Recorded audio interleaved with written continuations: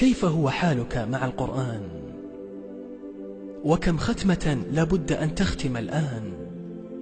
بل أنت كم تختم في الشهر أساسا؟ لا تكن بعيدا عن القرآن. كم نقرأ في الشبكة، الجرائد والمجلات؟ كم مرة تتفقد بريدك الإلكتروني ورسائلك الفورية في جوالك؟ كم يذهب من وقتك مع أجهزتك؟ ماذا عن القرآن؟ القرآن، الصلاة، الصيام، إذا لم نتعامل معها بعد بجدية فمتى؟ إذا لم نستمتع بديننا والقرآن في شبابنا فمتى؟